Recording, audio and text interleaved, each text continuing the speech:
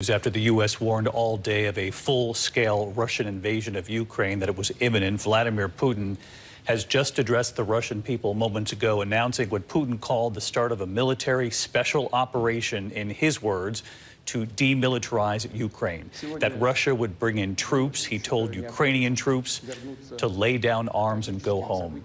Putin warned outside countries not to interfere. A Russian military operation, it would appear, is now underway. More than 150,000 Russian troops had been surrounding Ukraine for days now, surrounding the borders in the north, the east, and the south. The senior U.S. defense official had already reported the troops were uncoiled. They were ready all day. There were several ominous developments leading up to this tonight from Vladimir Putin himself. Russian state media now reporting that those two separatist regions inside Ukraine that Vladimir Putin declared as independent, that they were now requesting military help from Vladimir Putin and the Russian military in taking on Ukrainian forces.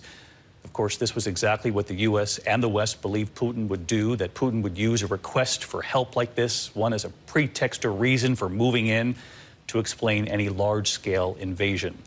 I want to bring in our senior foreign correspondent, Ian Pannell, who's been reporting live from Kyiv for several weeks now. And Ian, you reported moments ago that you have heard some noise already off in the distance.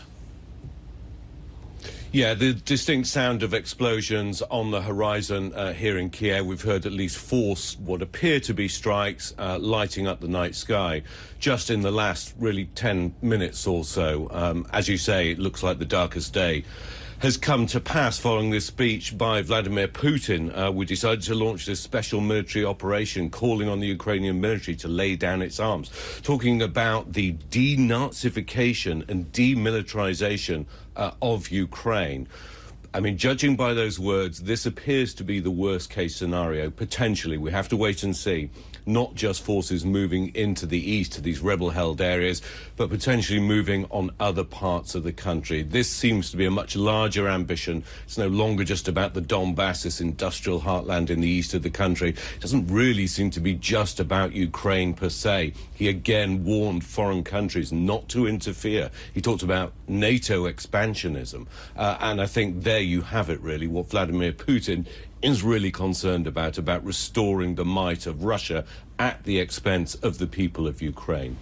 The Ukrainian president has spoken 3 times over the last 3 nights. He's been very clear that he will not leave the capital, Kiev, despite being instructed to do so by the Americans, or suggested that he do so by the Americans, that he and the people will stand and fight. And that's what we've been hearing from the Ukrainian military and from people who were called up in the last few hours. They've gone from being civilians to now being soldiers, having to fight on the front line.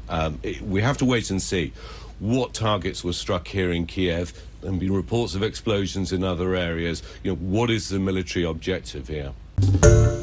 Hi, everyone. George Stephanopoulos here. Thanks for checking out the ABC News YouTube channel. If you'd like to get more videos, show highlights, and watch live event coverage, click on the right over here to subscribe to our channel. And don't forget to download the ABC News app for breaking news alerts. Thanks for watching.